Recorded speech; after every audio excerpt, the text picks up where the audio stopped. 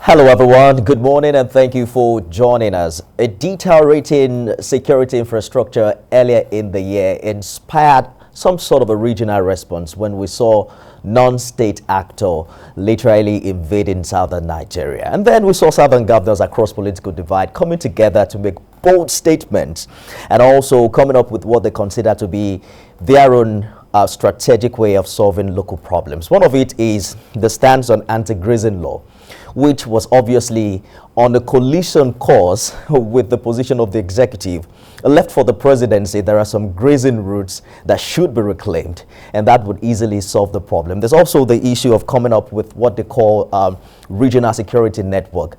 By the way, the Amotekun Corps in Ondo State is now being regarded as successful in the short term of establishment. Just recently, the man leading that security outfit was awarded.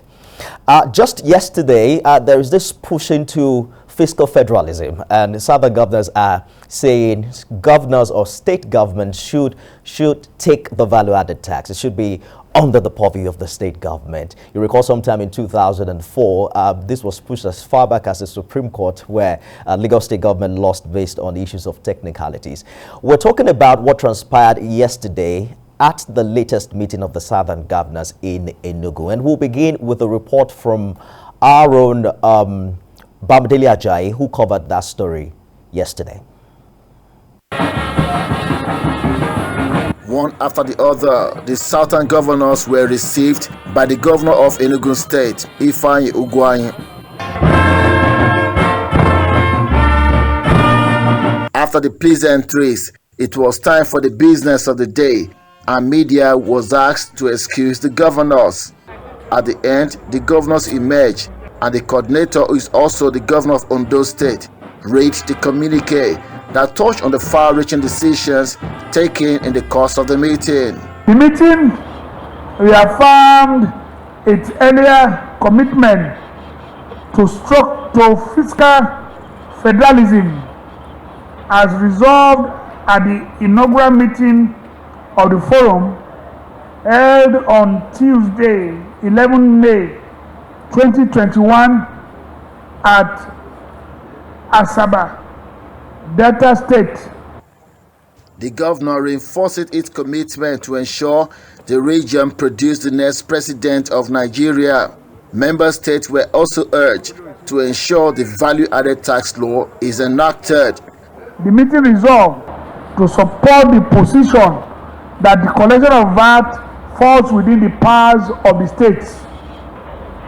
The meeting expressed satisfaction with the rate at which the states in the southern Nigeria are enacting or amending the anti-open grazing laws, which align with the uniform template and aspiration of southern governors, and encourage the states that are yet to enact the law to do so expeditiously. The meeting agreed to encourage the full operationalization of already agreed regional security outfit. The governors commended states that have enacted the anti-grazing law, encourage others to follow suit as measures that will curb the frequent farmers-herders clashes in the sub-region. The Southern Governors meeting held in Enugu had 9 governors and 7 deputies, with Anambra State absent, where far-reaching decision was taken on the need that the next Nigerian president should be zoned to the south and having his next meeting in Rivers State on November 2021. Bamidele Ajayi, TVC News, Enugu. Well, some 10 out of 17 southern governors, state government have now passed the anti-open grazing. It means that governors are not just talking, they're also matching their words with action. Jide Ologu is a lawyer and public affairs analyst who joins me on the conversation today, as well as Yemi Makpaderun, governance and strategy expert. So let's just call this our own southern forum, right? When we open the phone lines, we'll get opinions from across the country. So here's the thing. I noticed these popular support for what the governors are doing. back at home, there are people who feel that they should have even started this a longer time before now, that perhaps it was the delay in having this conversation that gave room for all of the calls for self-determination that rocked Nigeria earlier on in the year. But let me begin with you, Mr. Makwadero. Is this a blessing in disguise? The fact that security situation got worse, and then we now see governors across political divide actually having frank conversation and providing solutions to their own problems? Well, I think let me start by putting the recent meetings of the Southern Governors Forum in perspective. Between 2001 and 2007, there were 3 meetings. In fact, in the space of 12, 15 years, there were 3 meetings of the Southern Governors Forum, spearheaded by the former Lagos State Governor then, Asiwaju Tinubu. And some of these issues bordering on, restructuring, federalism, fiscal federalism, and the rest featured very highly. But between May and September 2021, we have had 3 meetings. In 15 years, we had 3. In 4 or 5 months, we have had 3. What that tells you is that there is a kind of urgency. And I believe the governors of the southern states have risen to the occasion. I believe they have moved beyond the level of rhetoric. I also know that being politicians, they are also being populist. They are trying to respond to some stimuli from the people that they govern. And when you look at every of the Southern Governors meeting that has taken place historically, they all peaked 2 years before the next election. And that tells you also that there is a political connotation to it. Each of the governors wanting to remain relevant, in their states, and therefore listening to what their people seem to be saying. How really does this politics play out? Because I heard someone on radio on my way to work this morning passionately speaking in support for the resolutions made at this meeting.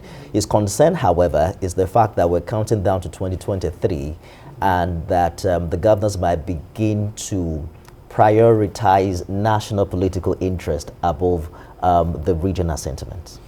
I believe that what is on the table is beyond politicking now, because we must first look at the primary purpose of government.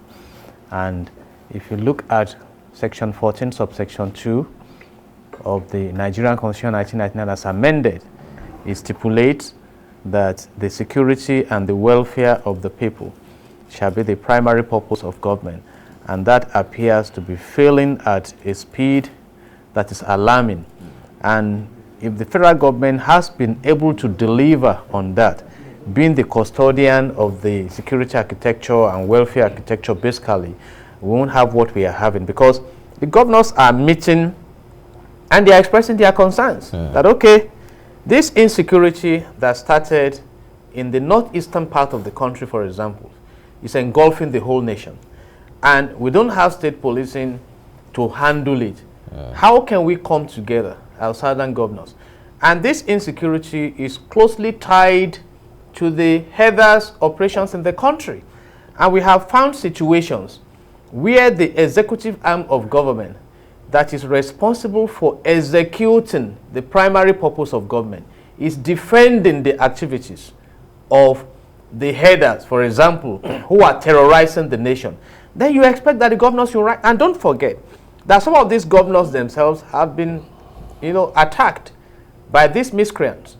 And so you don't expect them to fold their arms. And let's go to the economic angle that has to do with the welfare of the people.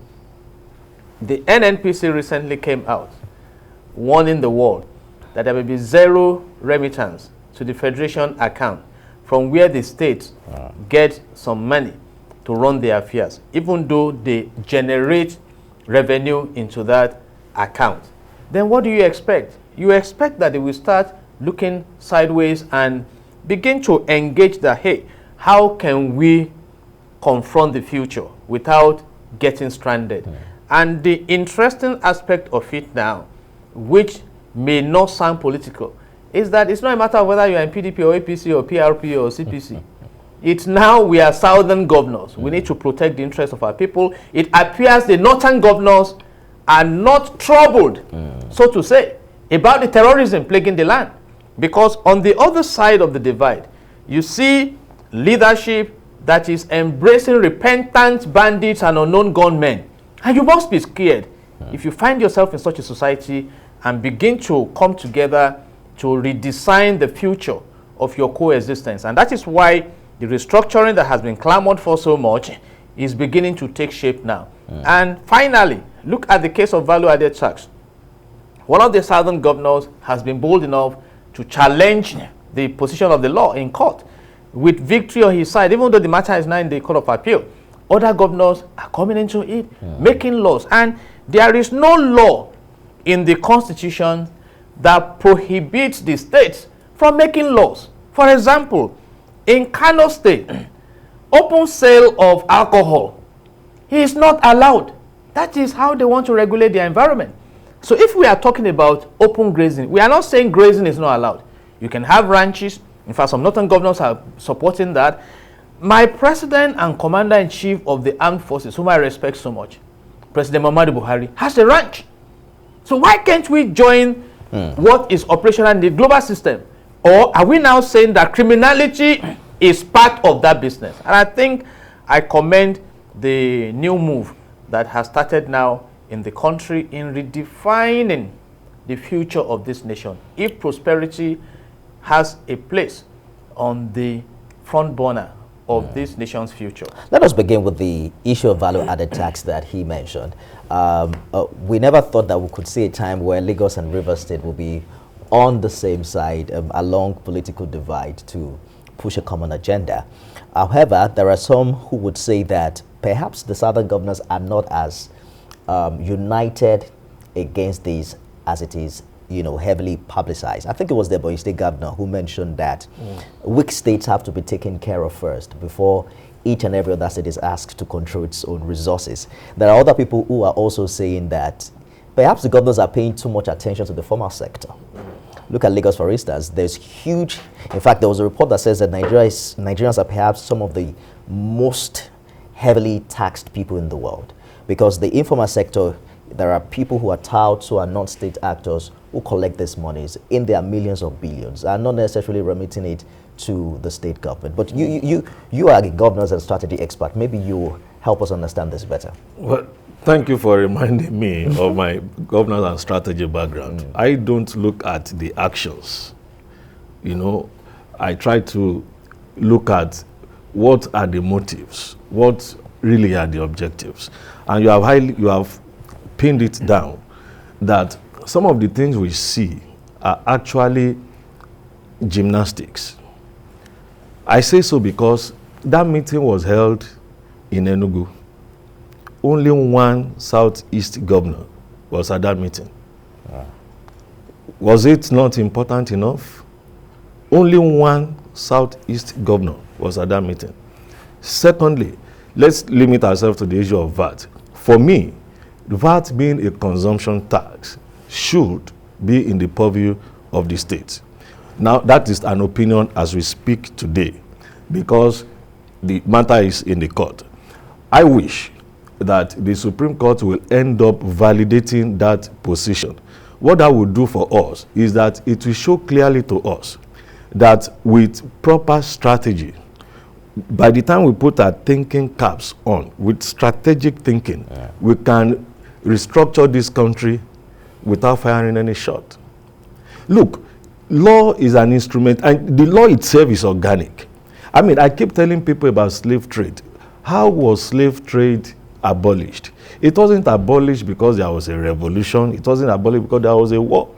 Things started changing, and the same people were using the law to justify slavery decided to think outside the box and then say, come on, this does not follow natural justice. Yeah, that is what the law says, that is what the book says, that you can own human beings as slaves.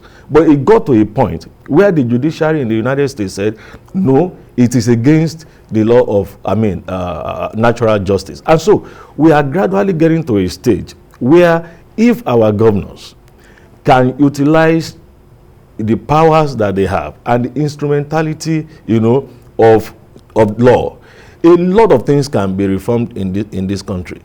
The issue of VAT already is in the realm of fiscal federalism, yeah. And I believe that Rivers State, you see, when you talk about Rivers and Lagos coming together, for me, it's a matter of common interest. Politics and everything is about interest. At this point, their interest coalesced.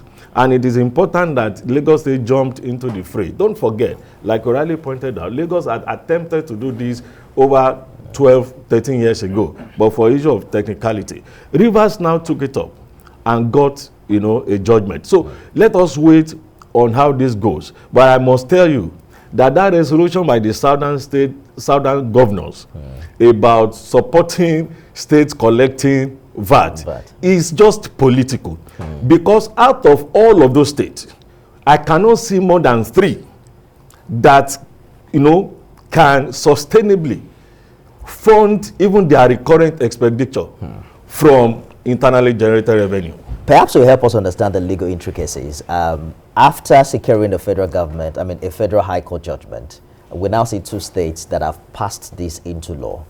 But the case is still being contested at the appeal court. So if it didn't favor them, what happens to the local law? It does not affect the local law to the extent that the House of Assembly can make laws. But you cannot implement a law that is contrary to the ground norm.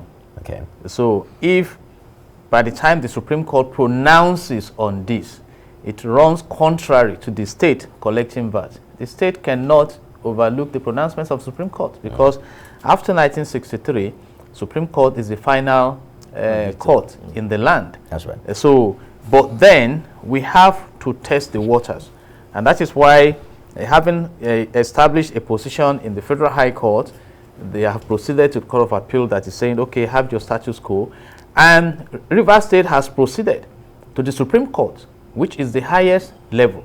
But the point we are making here is that states are now beginning to seek avenues of survival. Like we say in public relations, there are 5 pillars to business. You talk about survival, you talk about growth, you talk about employee satisfaction, you talk about profitability, and you talk about corporate social responsibility. So they are beginning to look at governance now at the holistic level. And like he brilliantly mentioned also, this may appear political, but they say necessity is the mother of invention. The poverty in this land is affecting both the state and non-state actors. We are in that reality. So, and states must begin to look inwards, and it appears that the big brother federal government that is supposed to be of support is also running around. As we are in this studio right now, the federal government is seeking an additional loan of 4.9 billion naira and reportedly to construct railway lines to Niger Republic. And I wonder the kind of bride Niger Republic has become to Nigeria, you see. And what that will do is that it will further deepen our crisis, because right now the total indebtedness of my good nation is about 35 trillion naira as against 20.12 trillion naira in 2015. So when you look at all this, you must agree that there is now a crave for survival. But talking about crises, are you concerned that there are 2 parallel approach to this challenge, while the governors are meeting and making bold statements and coming up with resolutions to the extent of having their houses of assembly to pass them into law? All of these main issues are still being challenged in court. One of it is the anti-open grazing law that is now being enacted in most of the southern states. Do you foresee a crisis where at the apex courts there's a pronouncement that nullifies all of these efforts? Mr. Makwadero mentioned something that is quite brilliant. You see, we got our political independence in 1960, not because we had a dialogue with the colonialists for 3 days. We had ongoing engagements. Nelson Mandela was in prison for 27 years. The engagements are on now. So you see all these shakers. Let me ask a simple question. When some states are saying there are killers, there are criminals in our forest, and the Attorney General of the Federation, whose loyalty should first be to the nation, came out to say anybody can operate anywhere in Nigeria. And of course, by virtue of the constitution of this country, I agree with that. But my position then was that when you go to the Supreme Court in Abuja, it's within the same region with the Aso Villa. I have never gone to knock on any door in Aso Villa that I'm a Nigerian, I want to pass the night here. So laws also have boundaries. Absolutely. No one is saying you cannot do business in any part of the country. I've been to almost parts of this country. I love Nigeria. But most killing people, destroying their farmlands, raping their wives, kidnapping people. Do you know kidnappers have raised over 3 billion naira in this economy? You see, so these are the concerns of the people. So are we now saying we will engage the constitution of the land, the laws of the land, to promote criminality? And some Nigerians are saying no to that. And as we are progressing now, it appears that governors may no longer be safe with all their security apparatus. If bandits can bring down a fighter jet, if bandits can go to NDA, kidnap and kill, I don't know what we are waiting for. The most recent one in Borno State, sir, was that these bandits raided, waylaid military men, killed about 12 of them, and seized about 5 gun trucks. And some of us have asked the questions. In fact, an American also asked the question. The Tucano jet we spent about $500 million purchasing. Are they likely to end up in the hands of bandits? When, in the course of this week, the Nigerian Air Force mistakenly bombarded a part of Buhari village. No, they said they did not bombard. Okay, my layman expression, I withdraw it. You know that there was an Indonesia reputer that said that story was false. And then there was now another statement saying that they were reacting to the choice of word movement suspected to be that of Boko Haram. That's what we are saying. So this way, do you know how much, do you know that there was a report that I think in about 10 years or so, sir, that we have spent 6 trillion naira on insurgency. 6 trillion naira, that is like budget for, so where are we heading? And we are talking about the primary level. What about the secondary level of industrializing this nation to jumpstart our prosperity? So any leader that has concern for a secured future must begin to engage now. And I think that is what is happening. Let's talk about the V.A.T open grazing law. Many of the states did not meet the September 1 deadline. I think it was only Ondo State that signed it into law. Lagos has done that too, and quite a number of states are coming up with it. How effective do you think this stance has been, taking a look at what has been happening in the Southwest recently? You know, beyond the aesthetics, for me, the anti-open grazing laws are in order. They are okay. Are there alternatives? Yes. When you parade cattle around the streets, even beyond the security implications, they litter the roads with their, so that alone is against environmental laws, right? So for me, there are so many instruments already in existence that can take care of some of these mess. But it's a good thing that we have a further instrument that is targeted at a particular malaise. However, the question you have raised is what is of concern. But I do think that some of the states are beginning to develop capacity to enforce some of these laws. However, it will be easier to enforce those laws against genuine and civil headsmen who will opt to obey the law. How that law will stop the criminal elements from continuing to perpetrate violent crimes is left to be seen. There are two angles to it. We're going to react to that very quickly, but we have a caller from Arochukwu. Good morning, Masi. Hello? Are you there? Yeah, good morning, Mr. Alifemi. Good morning. Good morning. Good morning, Pastor Tahimi and Barrister Jide. Good morning. Good morning, what sir. We should be, the kudos to the governors. And I thank God for what they have done. And the governors here to sign the bill should know that when their youth start protesting for them to sign the bill, they should not blame anybody. That is to say, the governor has to say, please, please, please, do the needful for the interest of the people that voted you into the office. See, we cannot allow terrorism to do what? To ravage our states. We have seen what is happening today.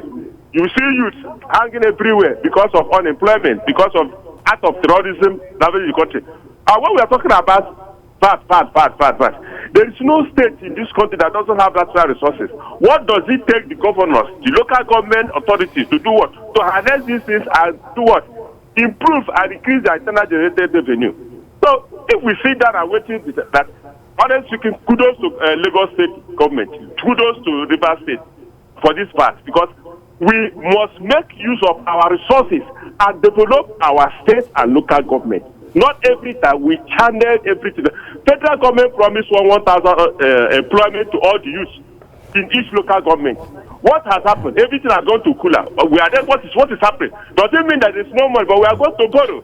So the needful is that local government, states collect their revenue, use it now or never. Thank you very much. Thank you very much for your contribution. It does appear you're saying that the anti-open grazing law will not necessarily fix the issue of criminal headsmen. It will not necessarily fix it. How do you mean? I wished it would fix it, but the experience has shown that it might not necessarily fix it. The anti-open grazing law has been in existence in Benue for about a year plus now. A comparative analysis have not proved that that law has been effective. Now, there is a general problem that we have in the land, and that is why I think we should always use an holistic approach to the problem. We have a problem of law and order in Nigeria. Criminalities, morphing in different in different forms. So we must have a strategy to confront and to ensure that law and order is upheld. Be they kidnappers, criminal herdsmen, Yahoo people, and whatever, armed robbers, and so on and so forth. They are all criminals. And so we must have a holistic approach. When you set up a structure to address just one problem, what will simply happen is that you have a migration from that area of concentration into another area. Let me give you a very typical example. We have a drastic reduction in the incidence of armed robbery nationwide. Now, has that eliminated crime? No. It only means that physical robbery has migrated to digital robbery now. So you must have a holistic approach to looking at issues rather than taking them one after the other. And that is the mindset of good, effective leaders. I am by no stretch of imagination saying that the leadership of Nigeria has done well in confronting some of these problems. I mean, the jury is out there. But the truth of the matter is that many of us also seem to paper over the problem, thinking by just coming up with innuendos and, sectionalizing, compartmentalizing our problems, we will get results. No, we will not. I'm going to hold you again. Let's take Sando's call from Owerri. Good morning. Hello? My name is Ken Koke Sandu. Yes, I come from Itubo, my Nimo State. You see, I think we must, at this material time, appreciate the southern governors. They have written to their responsibility as enshrined in the Constitution of protecting the life, properties, and welfare of the people. I say kudos to them. You see, my only challenge is that there are some governors from this part of the country, from this southern part of the country, who do not agree. Let me tell you, the issue of anti-open grazing bill is something. If you have a voting in the southern part of the country, you see that over 98% of us do not want open grazing. Here in Igbo land, it is not our practice, it is not our culture. You understand? Now, when it comes to the issue of VAT, we all agree with the southern governors. All of us are in tandem with what they have aligned. But it pains us that there are some governors from this part of the country who are yielding to the whims and caprices of the president and presidency, especially as regards this vast issue and anti-open grazing bill. Let me also tell us Like our governor here at some point came to national television to tell us that there is no law like that. But let me tell you, in 2006 there is a law like Imo State. In fact, Imo State we had that law. It was signed by Governor Chiku in 2007. So I am encouraging the people. The governors have done their part. It is now for us, we the people of the South, to come together, garner support for these governors, and make sure that some of these leaders who do not want our interests, who are protecting their political interests come 2023, who do not want to align themselves completely, some of them intentionally will not want to attend the meetings, they will send their deputies. Even after the meeting, you see them speaking contrary to what the agreements have, or that the other governors have reached. So I am saying that at this material time, we the people of the Southeast, Southeast, we must, the South in general, we must come together and support our people. Let the media also help us. Every governor must listen to the cry, yearnings and aspirations of the people. This is where we stand. This is what we want, and the governors are in line. So every other person must support. Please, every other governor who has not done his own anti-open grazing bill should go ahead and do it. We are Thank you very much for your contribution. We really appreciate it. It's indeed the Southern Forum here on the program this morning. However, Mr. Mark Madero seemed to have opened our eyes to the fact that this approach has to be holistic. I think he cited the issue in Benue, and which is very instructive. But let's take a break, and when we return, we'll also talk more about some of other issues that were discussed. The governors are still insisting that the next president should come from the South. We'll be back after this break. Hello everyone. This morning we're looking at the resolutions of the Southern governors at their latest meeting in Enugu yesterday. They are enforcing their stance on anti-open grazing, issues that have to do with fiscal federalism, and they are even yearning for more. Didio Logun, lawyer and public affairs analyst, Yemi Makpaderu, governors and strategy experts. Thank you so much for staying the course on the program this morning. I'd like you to react to his stance on the fact that these laws may necessarily not solve the problems with criminal headsmen in the South. I quite agree with him. Right now, if you move between the Opic end of Ogun State towards Lagos-Ibadan Expressway towards Ibadan, you still see cows moving freely. I've asked myself, in fact, by the river there, you see the a hotspot market for this business. I've not heard that they stabbed anyone to death. I think we are overlooking the main concern. It may not be about the cattle rearing, but the criminality promoted through that excuse. Through that business. So for me, it's a distraction.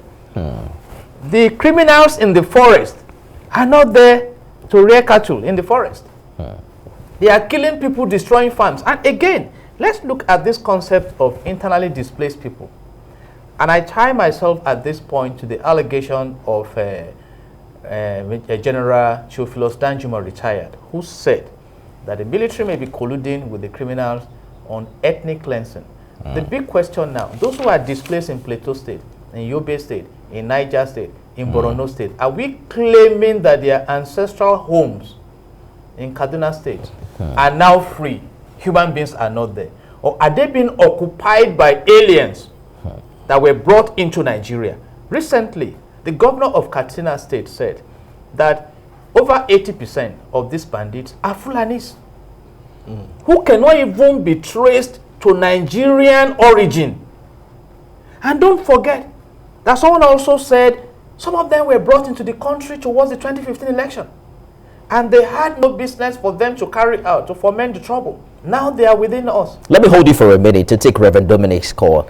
He's called in from Alimosho. Good morning, Reverend. Good morning, Femi. How are you? Terrific. Good morning to Barrister Yemidia and your other guest. Okay. Thank you for making me. I want to agree with Barrister Yemidia this morning totally. Gathering of Southern governors is good.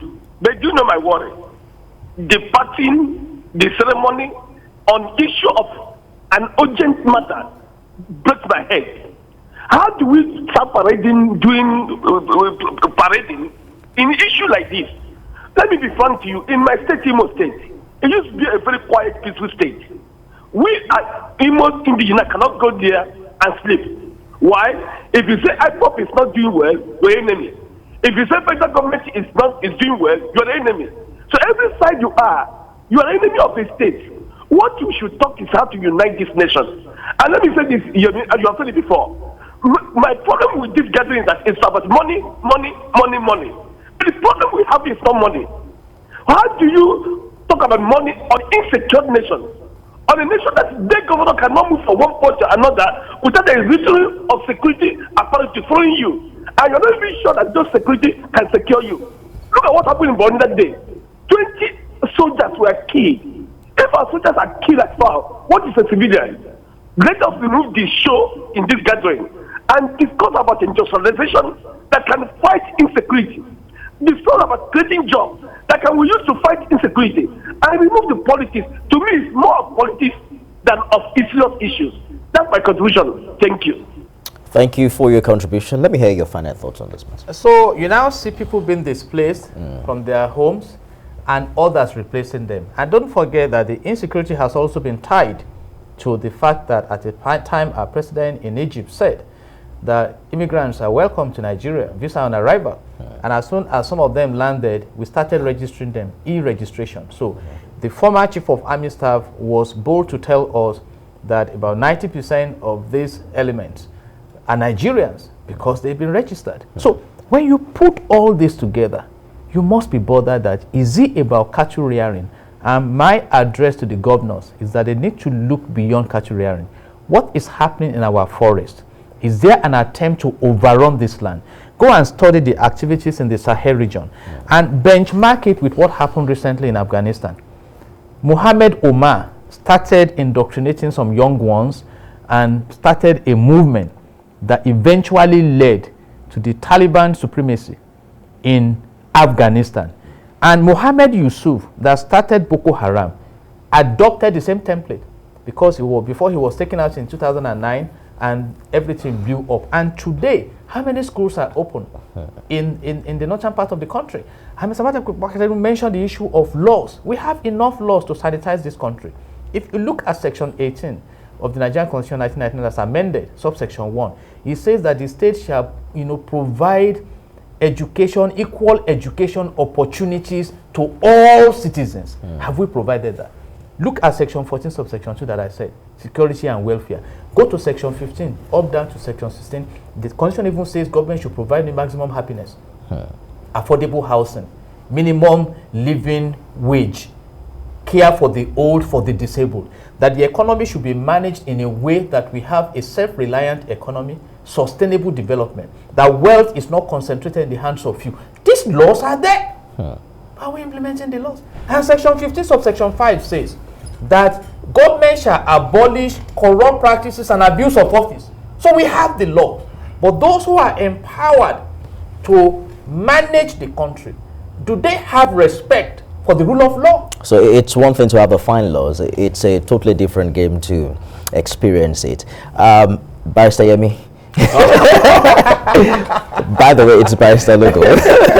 So let's talk about the issue of the South governors insisting that the next president must come from the South.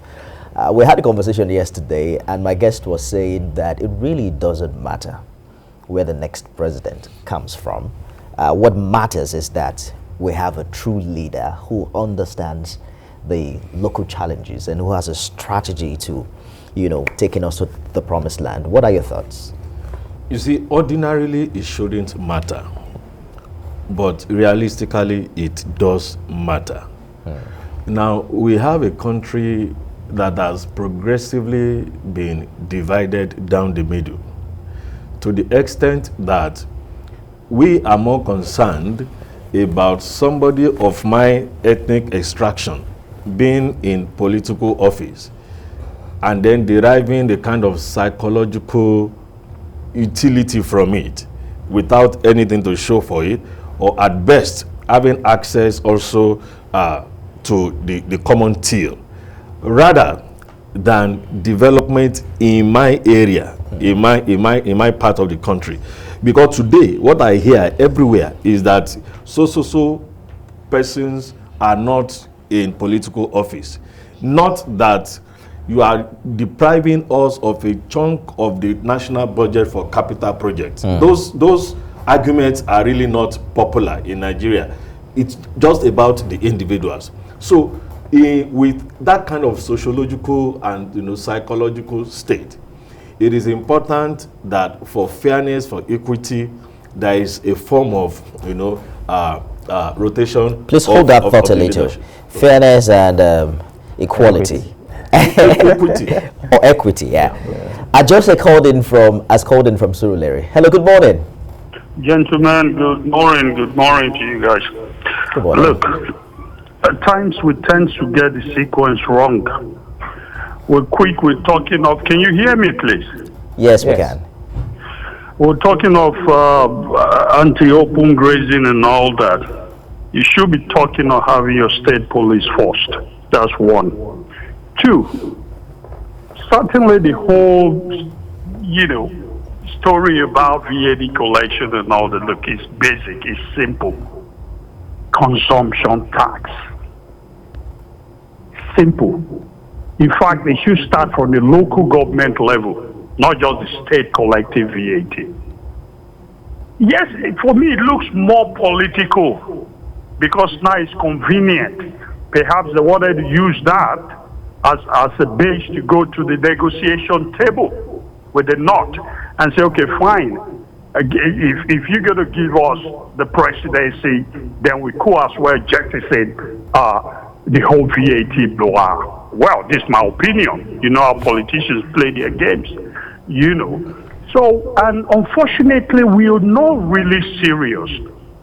Recently, I remember the Lagos agitation was for a special status, okay? And then the whole thing about constitutional amendment, they were going from zone to zone, region to region and all that.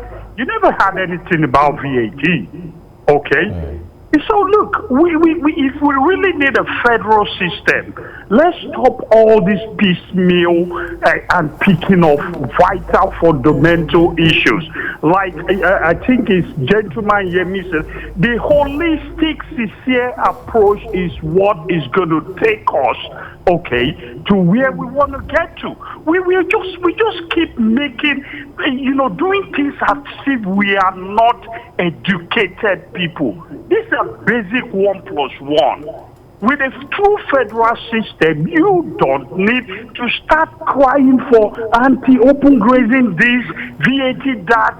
Hey, come on, let's get serious. I think you made your point, Joseph. Thank you so much for your contribution on the program this morning. You were talking about fairness. Yes, let me land on the issue of the rotational presidency. The presidency coming to the South in 2023. Now, so on that note, I believe that the clamor by the Southern governors, they've been consistent about it, but do they really mean it? The answer is no.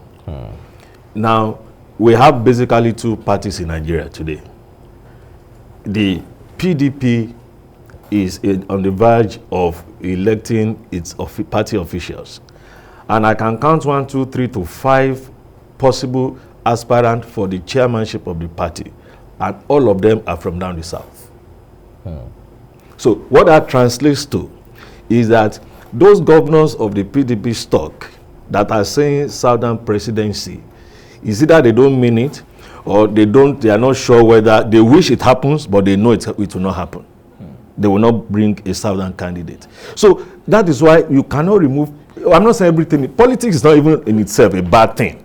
So the fact that the issue is politicized really does not mean that it's a bad thing. But you see, some of these things are not the solutions. They are part of the solution. But for the fact that in Lagos State, you do not have a law targeted at area boys who are ubiquitous and everywhere, also goes a long way in telling you that you don't need a law for every single problem. I mean, there is no law against the area boys, but there are laws against the activities that some of these area boys perpetrate. And there was a time in Lagos that they were almost extinct, because there were policies in place that was holistic. The dark spots where they are were lit up. I mean, productive ventures started taking place in those places, and they had no hiding place. And somehow the problem, frittered. So we must use our head, to fashion solutions that are not only, effective, but are sustainable. Let's take Ada's call from Jos. Good morning, Ada. Hello. Good morning. Good morning, Femi. Good morning to our guest. Ada from Jos. Can you hear me? Yes, we can. Go ahead, please. Okay, I want to commend, well, first of all, commend the southern governors for taking this bold step. And it's really unfortunate if any of the southern governors decide to be a black sheep. That would be too sad. Now, I can hear from your conversation, we're talking about a ban on open grade, why it's not working in Benue State.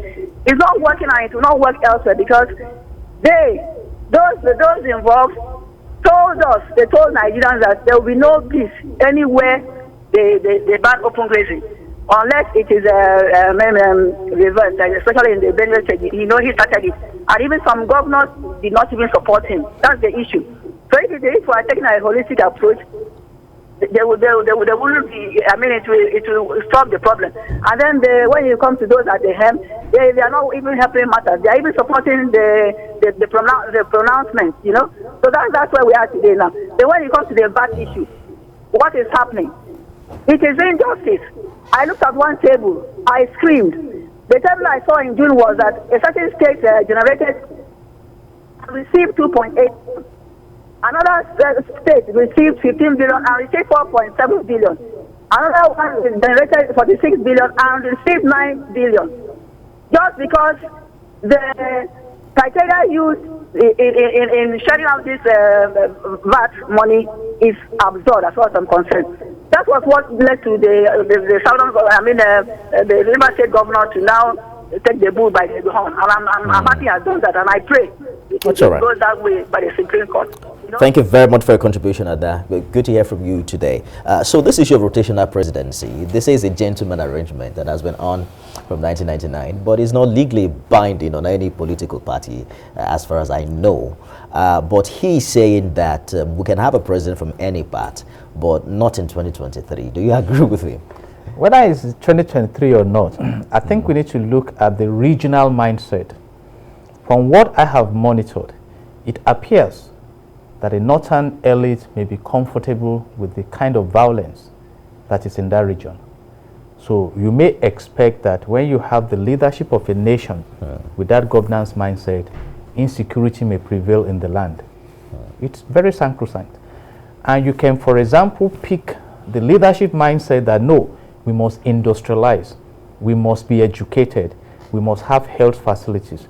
Maybe if such a mindset occupy that enormously powerful presidential office, we may begin to celebrate education, health, and prosperity. And to that extent, I may flow in that direction. But for me, good governance is not regionally driven. In the United States of America, Donald Trump just left the White House. I doubt if the New Yorkers benefited anything extraordinary because a New Yorker occupied the White House. The Joe Biden that is there now is from around Maryland, and even in Nigeria, it doesn't work that way. Exactly. Even in Nigeria here. But what maybe, for example, now we just discussed the case of Benue State. You see the V.A.T, and I suspect that the president may be like a grand patron in that business community, threatening the whole nation, that some laws cannot be implemented, that there won't be peace, that laws that are prompted to sanitize society are antichrist and satanistic. So you must ask yourself, why? Because there may be an authority backup, that because we are the one there now, we can do anything we like, but we need nationalistic leaders. And that's why we must go back to the motto of Nigeria that says unity and faith. Without unity, the faith in Project Nigeria cannot be there. And peace and progress. Without peace, there cannot be progress. And by the way, I pity the North. We are talking about poverty in the land. I've done my own personal research. The poorest states in Nigeria, they are in the North. Yeah. So maybe the elites are just the ones perhaps blindfolding the majority of the people to move in a direction to perpetuate poverty. You go and check by yourself. So what are we talking about? A country that is enormously blessed. So we need a leader who will rise up like Paul Kagame of Rwanda to say, okay, fine, enough of this carnage. We are abolishing ethnicity. Let's work together as a nation. Rwanda is one of the fastest growing economies in Africa now. My president said that provision of ammunition, that some people are bringing ammunition from Libya. And I asked a simple question. Why didn't they take the ammunition to Rwanda? Why didn't they take the ammunition to Ghana? You see, so We need a, whether he's from the south or from the north or from the east or from wherever, we need a nationalistic leader that we engage the resources of this country for the common good of the people. Have you not read that we have about 186,000 refugees in Niger Republic and Chad? And I just asked a question. The internally displaced people, who occupies their communities? To what extent? What happens in another 20 years in Nigeria if we continue in this direction? So we need a nationalistic leader. And we're going to have to count on political parties to field these leaders, I mean these potential leaders, and that's also another huge challenge. Someone yesterday mentioned about the need for independent candidates. I'm saying, well, it's the fact that you have a provision for independent candidates, does it also mean that the person will win election? Because it's now a question of, does he have the resources? Those who will vote. I mean, those who will vote for him. Really worked, even in the developed world. Because you are not likely going to have as much resources like the political parties. At the lower level, yes, it works. You can exactly local government and local councils and the rest. But then I'm just going to ask this final question. We have to go now. What kind of leader do you think that Nigeria need in 2020? I think Bryce Ologude has just painted. You need a leader that is highly detribalized, that is strategic, that understands the purpose of Nigeria, and that is capable and has the competence, the capability, you know, to summon like minds that can work with him from all parts of Nigeria to take the ship of Nigeria to the destination that we all desire. You didn't mention that this person has to be Southern. Because that, for me, is not fundamental. Absolutely. Yeah. A big thank you, gentlemen. Thank you so much for your contribution on the program this morning. Jide Ologun, lawyer, public affairs analyst, Yemi Makpadero, governance and strategy expert. One thing is obvious, that these conversations have to continue, and we have to think deeper as we count down to 2023. I am Nifemi Oguntoye. Onkuri will be back next week to take more of your calls. Thank you for watching.